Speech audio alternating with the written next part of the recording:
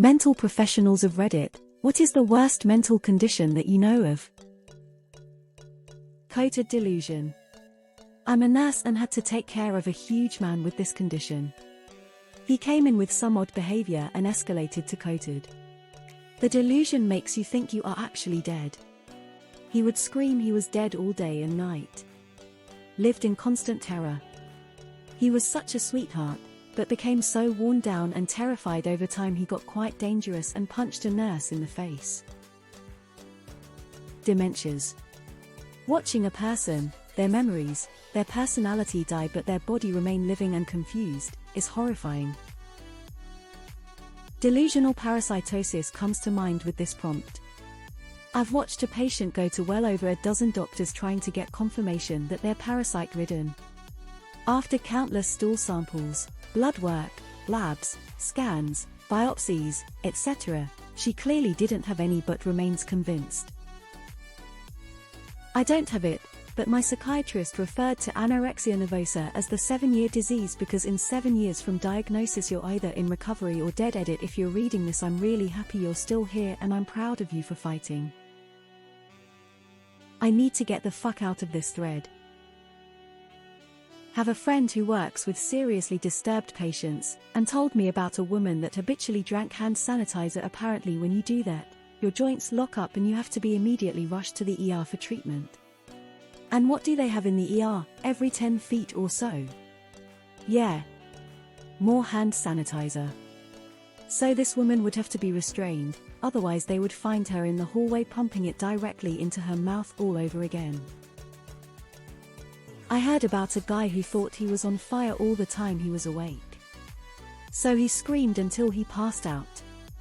Day after day. How can you even treat that?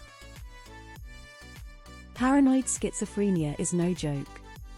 I had a PT that was so convinced that aliens were watching his life through his eye, so he tore it out with his bare hand. And didn't even regret it. I'm not a professional, but I have an immediate family member who is a diagnosed schizophrenic and borderline personality. It's one hell of a combo. Honestly, mania. People's lives get ruined because of one manic episode. Thousands of dollars spent, random flights booked and ending up on the other side of the planet with no way of getting back. More adjacent to the field, but one person who compulsively ate glass. They'd break light bulbs and windows just to have something sharp in their mouth. They'd be at the ER every month. One person who ate dirt. They would pack so much dirt into their mouth until they could not breathe. One person who was in the system since adolescence. They would compulsively have sex with whoever. At 18, they started sneaking out their window, undressing outside of the facility, and offering themselves to homeless men. Yeah, I look at the world differently now. I worked in mental health years ago. We had a patient that had been institutionalized her entire life. She used to insert pens and pencils in her arms and legs like an 4. It was horrendous. She was so sweet otherwise. I have a friend with schizophrenia and it's hell for her. Outside of thought disorders like schizophrenia, scrupulosity OCD is pretty brutal. Basically, it's this fixation on going to hell, and the person is convinced they're going there no matter what. At its worst, it's all they can think about and talk about, distracting them from work and family. Knowing they'll burn in eternal torment one day slowly drives them mad. I work in psych intensive care. We had a guy with autophagia as a form of self-harm. He ate huge chunks of flesh off of his arms when he was hearing voices. That was pretty bad. Drugs are the worst though. Meth literally burns holes in your brain. I've seen brain scans from patients. Lots of people who are revived post-opiate overdose have hypoxic anoxic brain injuries. It's like they've had a lobotomy. It's awful. Those drug-related brain injuries are permanent too. They'll never be able to live independently ever again. Not a medical professional, but for anyone interested in these cases, I strongly recommend a book called The Man Who Mistook His Wife for a Hat by Oliver Sacks. It describes different case studies including people with aphasia, face blindness, People who feel their body parts aren't their own. A man fell out of bed because he found a strange leg in his bed and threw it out. It was his own leg, hence he fell together with it. Not mental health care, but I work in hospice. The worst case of dementia I ever saw was a woman who had hidden her childhood trauma from her children when got dementia, and her only remaining memories were of abuse. She spent her days crying and trying to break herself out of her room, bloody fingers and all. It was horrific for her family, staff, her husband. Worst thing I've ever witnessed. Body integrity disorder: believing a part of your body isn't yours and needs to be removed. I knew a patient that removed her eye. Clinical depression. Sitting in a room with someone and you can feel the void around them, it's like a complete emptiness. I worked with someone who accidentally set their bed on fire while smoking and was just watching it, like they were watching daytime TV. Zero emotion and zero reaction to move from it. It's chilling. Rapid cycling bipolar disorder. Good luck building up your life with that. It's horrible and practically impossible from what I've seen. As someone who has experienced it twice, I have to say the worst is a drug-induced neuropsychiatric movement disorder called akathisia. The terror is unlike anything. I can genuinely say I would rather die than ever go through it again. I'm not a professional, but after seeing the damage dementia can do, I can't imagine anything else would hold a candle to that. Rest easy, Grandma. I have PTSD. It turns your body and mind into a torture chamber. For any mental professional, if he or she would ever come across it, it's got to be fatal familial insomnia. There's nothing they could do but watch the patient waste away, if said patient doesn't kill him herself first.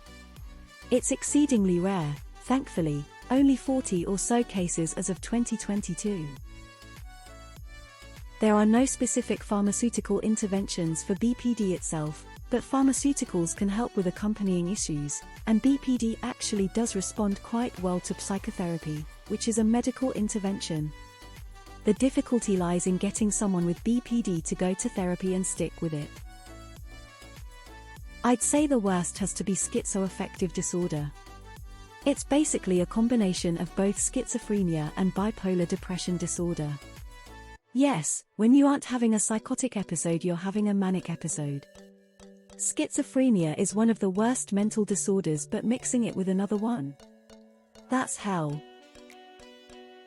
Not nearly the worst. Pica eating things that aren't food is probably the worst I've seen. But dissociative fugue really blows my mind. I've always wondered how many missing person cases are just a result of DF. That's a hard one to answer because everybody is so different, and their experiences of mental illness can be so different. For instance, I've worked with people with chronic schizophrenia with hallucinations so horrendous you can barely imagine, and others who manage the same chronic mental illness with totally different symptoms and a high quality of life. I can definitely think of individuals with particular presentations of mental illnesses I would consider to be the worst I've ever seen, but thankfully not everyone with those illnesses will have that same experience. Locked-in syndrome. Schizophrenia, disorganized. Just looks exhausting. I work in the field but not as a clinician yet. I find NPD really hard to deal with. You get these charming PPL with absolute destruction in their wake. I work in a ward where you get forced to go and legally can't leave, so we see the extremes of each condition. I heard anorexia has the highest mortality rate. Coated syndrome. Now here's a beauty. Mind you, it is not a contest. Most of them are very undesirable. Reading through these, there are definitely scarier. But someone who is catatonic gives off a different level of concern. Basically, your mind moves so fast you become disabled and cannot move, sometimes for days. Think full-on human statues. I mean, worst is schizophrenia because it's a combination of many different mental illnesses. But for me it must be bipolar because I have some family members with bipolar. My wife therapist had a client with FND, functional neurological disorder. This means that they had the symptoms of a neurological condition, in this case, seizures, but there was nothing physically wrong with their brain.